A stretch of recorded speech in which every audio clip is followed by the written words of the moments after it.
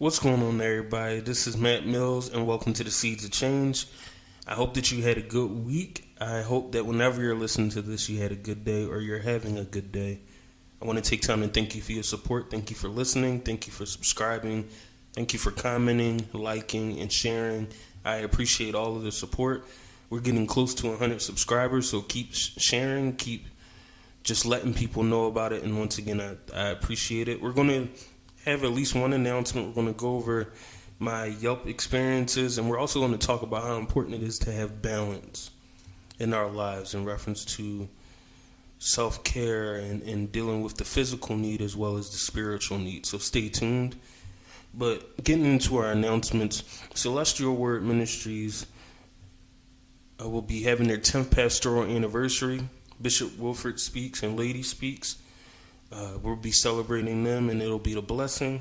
He's always been a hard worker and willing to serve, and it's a blessing to see someone reach 10 years. They're going to have multiple services between September 11th and September 18th, starting with Bishop Rudolph Mills, Overseer Byrd, Bishop Bernard Brown, Bishop Stephen Jarrett, Archbishop Mary Palmer, and there also will be a banquet in H&H Banquet Hall. The information will be on the video and advertised, so if anything catches your attention, if you're able to make it to a couple of the services, if you're able to make it to all of them, if you're able to make it to the banquet, please do so, and let's show our support. I do want to give a shout out to all those that had community days in the last month, especially mentioning the ECC one that was on the 27th. I heard it was a great time, and it was a blessing. And I just want to say that it's always great when we can fellowship with one another and have a good time.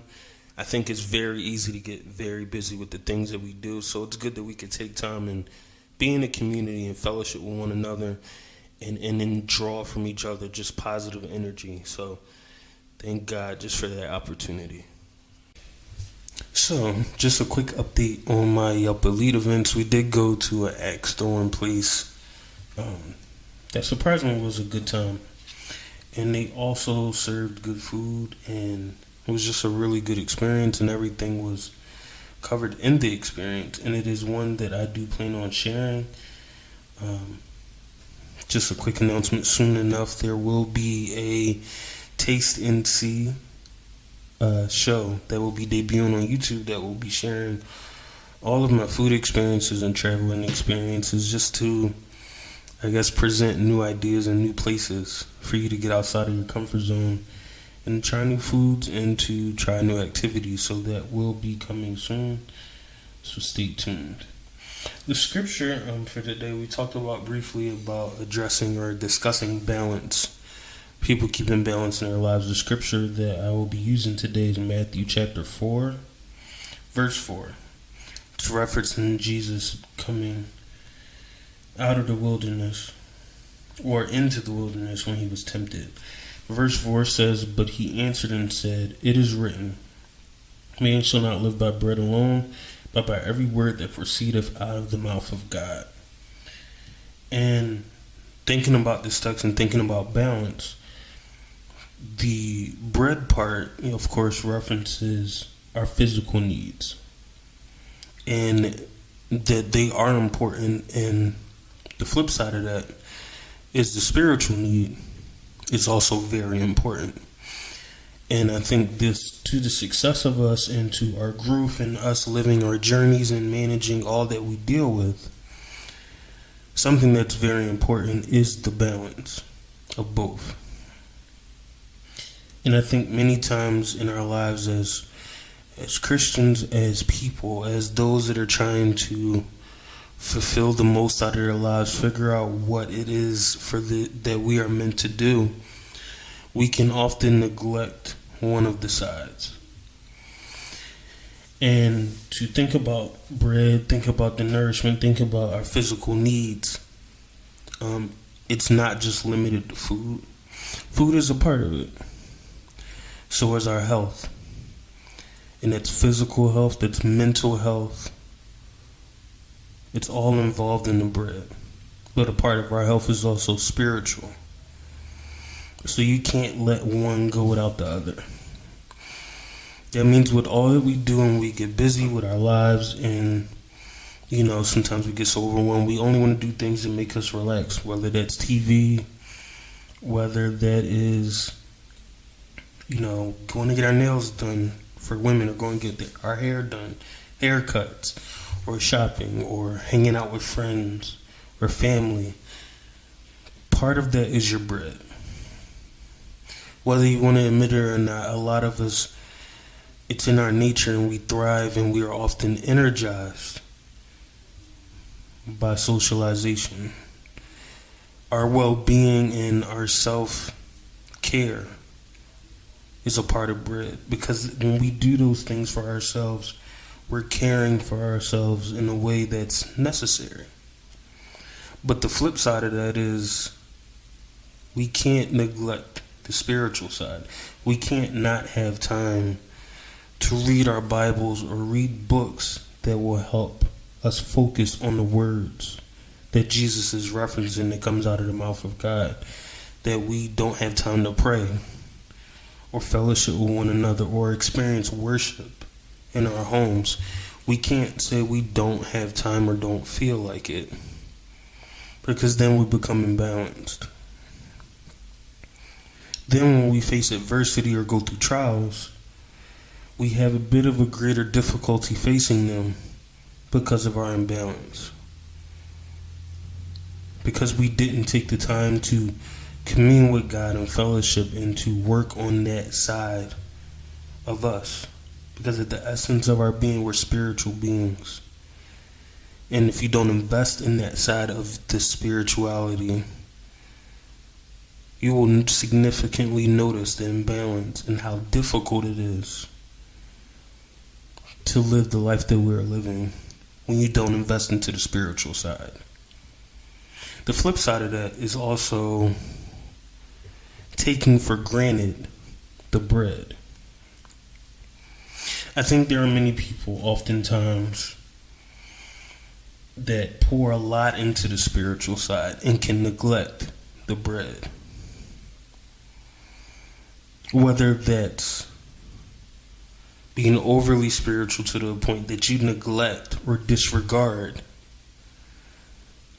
the physical needs that are available, or the resources available to empower our physical need. I do remember times that people were so spiritual they neglect some of the medical care that's available, or some of the medicine that is available, or some of the care that could be to your physical benefit, because they're heavily on the spiritual side. I can't count on my hands how many times I've heard believers and adults disregard the medical profession because they pour or claim so much on spirituality. My mom is the perfect example of a healthy balance, and I don't think she would mind sharing it because she's testified about this multiple times. My mom will go to the doctor. My mom has gotten reports about her kidneys. She has gotten reports about different spinal issues or other ailments. And she'll listen. And she will do what they suggest. But she also takes the time to pray about it. She makes her desires known.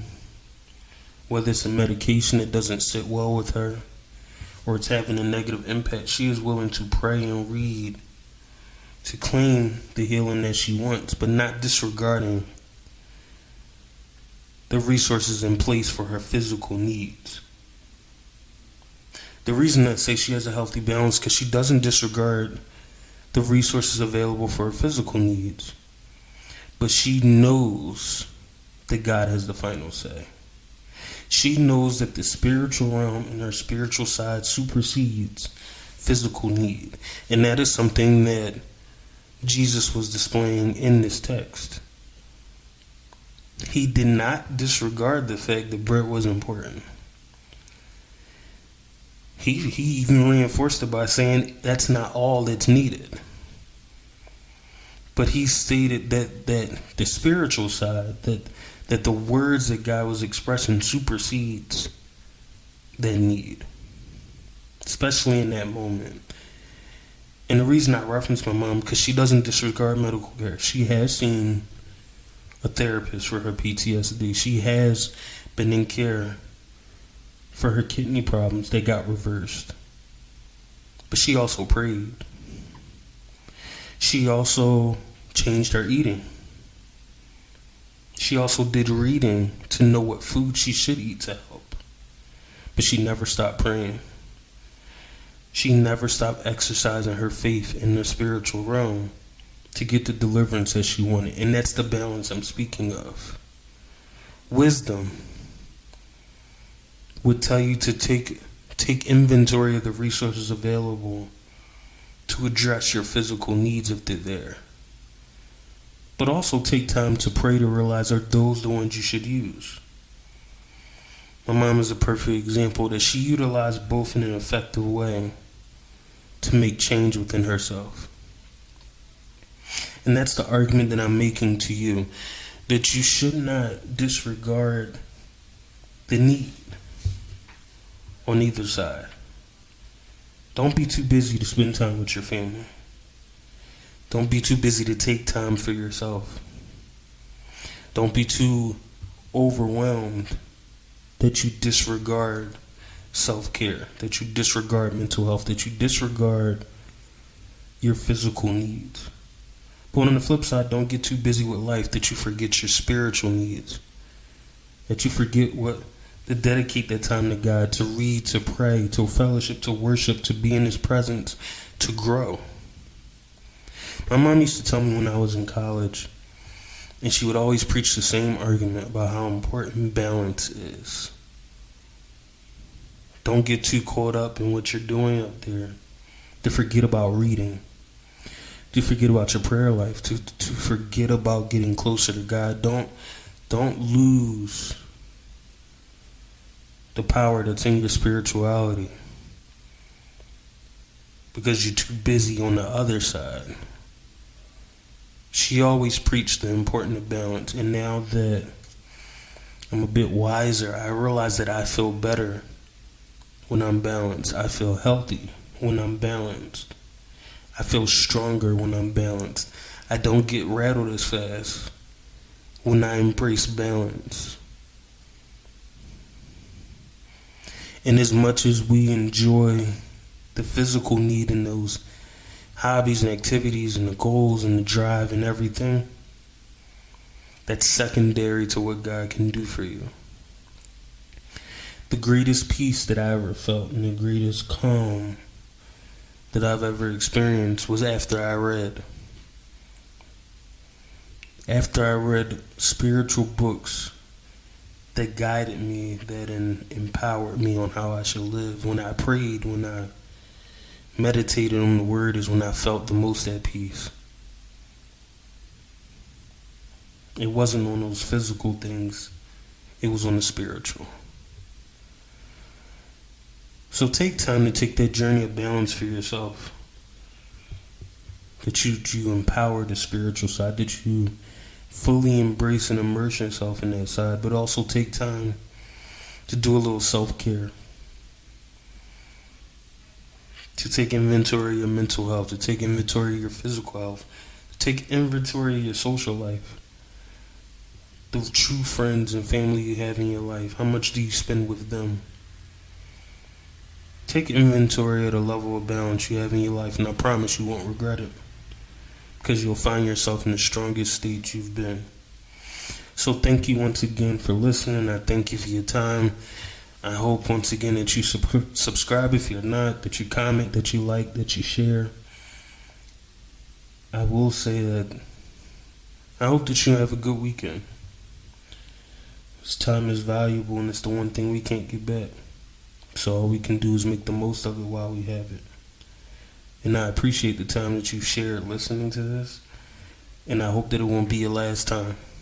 Enjoy your holiday. Talk to you later.